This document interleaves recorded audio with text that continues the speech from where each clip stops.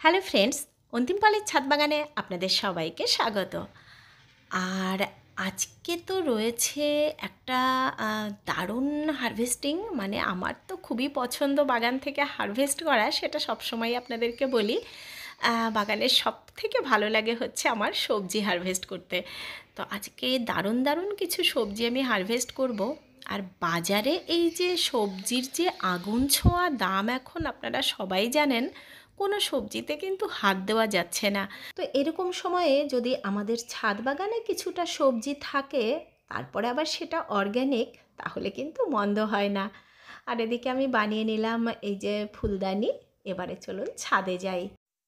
তো বলতে বলতে চলেও এলাম ছাদে। আর আজকে তো আমি এসে প্রথমে হারভেস্টই শুরু করব, কারণ একটা জিনিসের জন্য বেশ অনেক দিন ধরে অপেক্ষা করে রয়েছি, সে আর তর সইছে না কতক্ষণে সেটা আমি তুলে নেব। আর তোলার মতো তো একদমই হয়ে গেছে। আর সেটা হচ্ছে এই যে কুমড়োটা, কবে থেকে এই যে কুমড়োটার জন্য অপেক্ষা করে আছি, ভালো করে পেকে যাবে তারপর তুলব। তো পেকে তো গেছে, বেশ হলুদও হয়ে গেছে, আর তোলার মতোও আশা করছি হয়ে গেছে। আসলে এই যে বীজগুলো আবার এর থেকে কালেক্ট করব বলে একটু ভালো করে পাকিয়ে তুললাম। জাতটা ভীষণ ভালো। গত বছর শীতে বসিয়েছিলাম, শীতের কুমড়ো বলে দিয়েছিল, কিন্তু শীতে কুমড়ো পাইনি। তারপর অবশ্য 3টে কুমড়ো পেয়েছিলাম। আর এখন এই যে আবার এই দেখুন কি সুন্দর একটা কুমড়ো পেয়ে গেলাম। আর প্রত্যেক দিনই তো একটু একটু করে এই যে সবজি তুলে নিই, তো সেটা নেওয়ার ফলে আর বোঝা যায় না কতটা সবজি কিন্তু হচ্ছে। এইদিকে 2 দিন তোলা হয়নি ভেন্ডি, আর দেখতে পাচ্ছি পুরো ভেন্ডিতে ভর্তি হয়ে গেছে। প্রত্যেকটা গাছে কিন্তু 2-3টে করে ভেন্ডি রেডি হয়ে গেছে। তো কোনো কোনো গাছে ডালপালা নিয়ে আরও বেশি হয়েছে। আজকে মনে হচ্ছে অনেকটা ভেন্ডি পাওয়া যাবে। আর আজকে মনে হচ্ছে অনেকটাই সবজি পাওয়া যাবে। আর এই যে এই রকম সময়ে কিন্তু প্রতি বছরই সবজির একদম আগুন ছোঁয়া দাম হয়, কারণ কখনো প্রচণ্ড রোদের কারণে সবজি ভালো হয় না, আবার কখনো বৃষ্টির কারণে। তবে আমরা যারা ছাদ বাগান করি, তারা কিন্তু খানিকটা সবজি যে কোনো সময়ে রাখতেই পারেন, কারণ প্রত্যেক বছরই যখনই যে এরকম সময় আসে, একটা আকাশ ছোঁয়া দাম থাকে সবজির, ছাদ বাগানে কিন্তু বেশ খানিকটা করে সবজি সববারেই থাকে, মানে প্রত্যেক বছরেই থাকে, সেটা আমি দেখতে পাই। আর এদিকে দেখলেন ওইদিকেও অনেকগুলো ভেন্ডি পেয়ে গেলাম।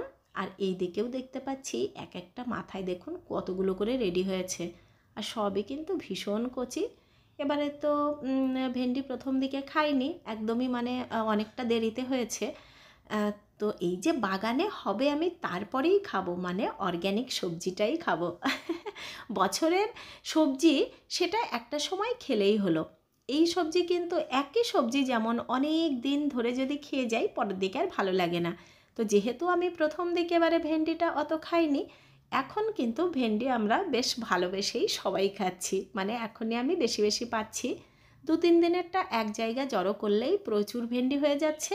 আর ভেন্ডি আমি আর আমার 2 ছেলে ভালোই বাসি, আর অন্তিমও খায় এখন। আর এদিকে দেখুন এই যে বরবটি গাছগুলো কি সুন্দর লাগছে, প্রত্যেক দিনই আবার এসে এখন এদের কাছে দাঁড়াচ্ছি একটু করে। আর ওখানে বরবটি দেখতে দেখতে নজর পড়লো ভেতরের দিকে একটা ঝিঙে, এই দেখুন কত বড় হয়ে গেছে, আমি দেখতেই পাইনি। তো এটা কি পেকে গেল না? এটা কিন্তু খুব সহজেই এই যে নখ বসে যাচ্ছে, তার মানে এটা এখনও খাওয়ার মতো অবস্থাতে আছে। তো এই যে তুলে নিলাম। আর এখন তো একেবারেই ছোট ছোটোগুলোই তুলে নিচ্ছি, কারণ একটু বড় হলে এই যে পচে যাচ্ছে।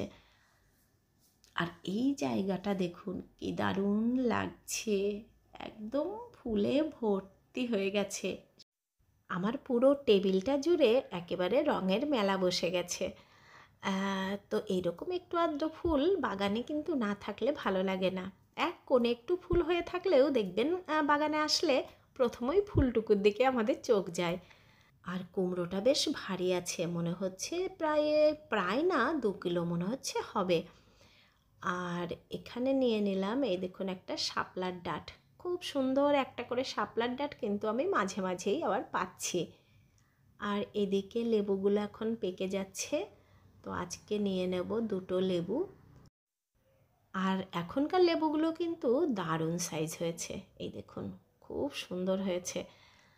আর এখানে যে আমি চারা বেঁধেছিলাম, সে চারার যে কী অবস্থা বলতে পারছি না, কারণ শেকড় তো আমি দেখতে পাচ্ছি না। জল দিয়ে দিয়ে ভিজিয়ে রাখছি, আরও কিছুদিন যাক, তারপরে খুলে দেখব। আর এখানে দুটো আমড়াও নিয়ে নেব। এবারে চলুন কুমড়োর সাথে খাবো বলে যে সবজিটা এতদিন এই যে আমি কাটিনি, সেটাই কেটে নিই। আর সেটা হচ্ছে এই যে পুঁই শাকটা। আর পুঁই শাক আর মাছের মাথা দিয়ে করলেও কিন্তু খুব ভাল লাগে। এই যে পুঁই শাক, কুমড়ো, মাছের মাথা, তবে মাছের মাথা একটু কাটা হয়ে যায় বলে বাচ্চারা আবার খেতে চায় না, তো সেই ক্ষেত্রে মুগ ডাল দিয়ে করলে খুব ভাল লাগে, ওটাও আমার ভীষণ প্রিয়। তেলের ওপরে একটু মুগ ডাল লাল লাল করে ভেজে নিয়ে তার মধ্যে পুঁই শাক আর কুমড়োটা দিয়ে নামানোর পরে একটুখানি ঘি দিয়ে দিলেই, মানে নামানোর কড়াইয়ে থাকতে একটু ঘি দিয়ে দিই, তাহলে কিন্তু খুব ভালো টেস্ট হয়। কেউ একটু জিরে ধনের গুঁড়ো ইচ্ছে করলে অ্যাড করতে পারেন বা নাও পারেন।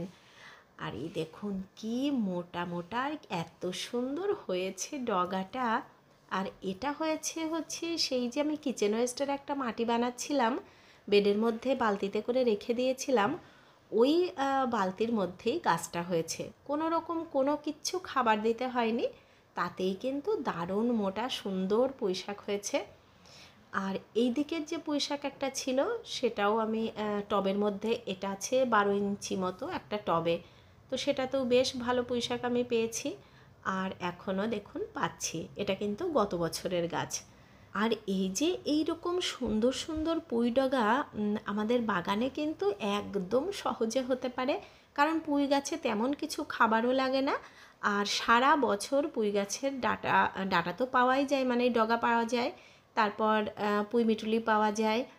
তো মোটামুটি সারা বছরের একটা সবজি যেটা আমাদের বাগানে থাকে, সেটার মধ্যে কিন্তু পুঁইটা অন্যতম। কি সুন্দর সুন্দর যে কিছুটা ডগা পেলাম। আর পুঁই শাক অনেক দিন খাওয়া হয়নি, অনেক দিন পর বেশ ভালোই খাওয়া যাবে। আর এই যে সাদা পুঁই কিন্তু এখন আমার বাগানে নেই। আর সাদা পুঁইয়ের চারা দেখলাম নিচে দু একটা হয়েছে, ওখান থেকে এনে আমাকে আবার বসাতে হবে, কারণ সাদা পুঁইটাও খুব ভালো হয়। আর সাদা পুঁইয়ের ফলগুলো ভীষণ ভালো হয়, যে শীতের সময় যে ফলগুলো হয়, ওটা তো খেতে দারুণ লাগে। তো সাদা পুঁই অবশ্যই আমি বসাবো। তো চলুন এবারে কিছুটা ফুলও তুলে নিই। আর সবজি তোলা কিন্তু এখন আমার শেষ হয়নি। আর এখানে দেখুন একটা কি সুন্দর এই যে হলুদ শাপলাটা, মনে হচ্ছে যেন ফুটবে খুব তাড়াতাড়ি, আর কুড়িটা একদম হৃষ্টপুষ্ট হয়েছে। তো এই যে সবজি আপনারা দেখতে পাচ্ছেন প্রচুর পরিমাণেই হারভেস্ট হচ্ছে, প্রত্যেক দিনই কিছু না কিছু পাই, মাঝে মাঝে বেশ অনেকটা করে সবজি পাচ্ছি। তো আজকেই ধরুন যেমন যা সবজি আজকে মোটামুটি তোলা হবে, সেটা ধরে রাখুন এখনকার যা বাজার রেট চলছে, তাতে তো প্রায় আমার মনে হয় আজকে 200 টাকার সবজি উঠে যাবে। তো শেষ পর্যন্ত দেখা যাক কত দূর তুলি। তো এই যে এই রকম দুর্মূল্যের বাজারে অনেকেই কিন্তু এরকম সবজি ছাদ বাগানে করে নিতে পারেন। আর সেটার জন্য যে খুব কিছু কষ্ট করতে হয় সেটা একেবারেই নয়। যখন একটা কন্টিনিউ প্রসেসে আপনাদের বাগানটা চলতে থাকবে, কিছুদিন পর দেখবেন অতটা আর কষ্ট নেই। প্রথম দিকে বাগানটা সাজাতে একটুখানি খাটনি করতে হয়, তার মাটি তৈরি, গাছ বসানো, কী গাছ বসাবো বুঝতে বুঝতেও খানিকটা সময় লাগে, তবে বাগানের সাথে তো থাকতে থাকতে সেটা খুব সুন্দরভাবে নিজেই বোঝা যায়। তো এই যে আমরা শখে করছি, প্রয়োজন হলেও কিন্তু এটা করা যেতে পারে। যদি কারো প্রয়োজন থাকে তাহলে তো সে নিশ্চয়ই করতে পারে। আর এই যে ভালো লাগা, এখান থেকে তো বাগানের যে কি ভালো লাগা সে তো নতুন করে আর বলার কিছু নেই, যারা আমরা করছি তারা জানে। তাছাড়া এতে সুবিধা অনেক। যখন ধরুন হঠাৎ করে বাজার যেতে পারছি না, সবজি আনতে পারছি না, দৌড়ে গিয়ে ছাদে কিছুটা সবজি এনে কিন্তু কাজ চালানো যায়। সব সময় আমাদের যেমন বাইরে যাওয়া সম্ভব হয় না, এটা একটা বিশাল বড় সুবিধা। তারপরে তো সব থেকে সুবিধা যেটা, সেটা হচ্ছে অর্গ্যানিক পাচ্ছি, যেটা কোথাও এখন পাওয়া যায় না। আর যেগুলোও অর্গ্যানিক বলে বিক্রি হয়, সেগুলো যে আদৌ কতটা অর্গ্যানিক সেটা তো যথেষ্ট সন্দেহ থাকে। কারণ এখন তো চারদিকে মানুষগুলোই সব আমরা ভেজাল হয়ে গেছি। আর সবজি এগুলো, ফল এগুলো যতই অর্গানিক বলে চাষ হোক, তো সন্দেহ তো মনে আমাদের থেকেই যায়। যেটা আমাদের নিজের হাতে যেটা করছি সেটা তো আমরা জানি এটা একদম পিওর। মানে এই যে সবজি আমরা করছি, এর থেকে বড় পাওনা কিন্তু আর কিছু নেই, যে একটা সত্যিকারের অর্গানিক সবজি আমরা পাচ্ছি। আর অর্গানিক হলে সেটার টেস্ট তো সবসময় ভালো হয়। তো সেদিন এই যে আমি যে রাসায়নিক সারের ভিডিওটা দিয়েছিলাম, আমার কিছু বন্ধু এই যে একটু চিন্তায় পড়ে গেছো তাহলে কি করব। আসলে যদি খুব বেশি পোকামাকড় হয় তখন এই যে ফুরাডান দিয়ে তোমরা যে মাটিটাকে ঠিক করছো, মানে পোকামাকড় মারছো, তো অনেক সময় প্রয়োজন হলে তো দিতে হবে। এই যে ঘরের সামনেই তোমার বাগান বলছো, তাহলে ওখান থেকে সত্যি সত্যিই তো পোকামাকড় ঘরে ঢুকবে, সেটা একটা সত্যিই প্রবলেম। মোটামুটি এই যে জৈবতে মাটিগুলো তৈরি করো, আর কখনো সখনো প্রয়োজনে একটু আধটু দিলে কিছু হবে না। নিশ্চিন্তে মনের আনন্দে বাগান করো। আসলে আমাদের বাগান করা মনের আনন্দটাই হচ্ছে সব। এত বেশি চাপ নিয়ে নিলে কিন্তু সেখানে আবার আমরা আনন্দ করে ওটা করতে পারবো না। আর এদিকে এই যে লঙ্কাটা হয়েছে, লঙ্কাটা কিন্তু ভীষণ সুন্দর হয়েছে, জাতটা মনে হচ্ছে খুবই ভালো। আর ওই যে কুমড়োটা যে আমি পারলাম, এই দেখুন কুমড়োটা ঘরে এনে কেটেছি, এত সুন্দর কালার, আর ভেতরে বেশ পুরু আছে। তবে বীজগুলো খুব বেশি পোক্ত মনে হচ্ছে না, কি জানি হবে কিনা বুঝতে পারছি না। তবে কিছু কিছু বীজ মনে হচ্ছে যেন একটু বেশ পোক্ত আছে। দেখা যাক, কিছুটা তো রাখতেই হবে, কারণ কুমড়োর জাতটা ভীষণ ভালো। আর এই গাছটা লাগিয়ে কিন্তু কুমড়ো পাওয়া যাচ্ছে। আর এই যে আর একটা কুমড়ো গাছ যে হলো, এত বড় হলো, এত ছোট ছোট জালি পড়লো, সেগুলো কিন্তু আর থাকলো না। আর এই দিকে দেখুন, আমার টেবিল কিন্তু আজকে সেজে উঠেছে একদম দারুণ করে। অনেকটা পরিমাণে পুঁই শাক পেয়েছি, বেশ বড় একটা কুমড়ো, আর বাদবাকি যেসব সবজি তুললাম সেগুলো তো আছেই। তো আমিও চলে এসেছি ভিডিওটির একদম শেষ পর্যায়ে। এতক্ষণ যারা দেখলেন তাদেরকে অসংখ্য ধন্যবাদ। ভালো লাগলে লাইক, কমেন্ট, শেয়ার করবেন।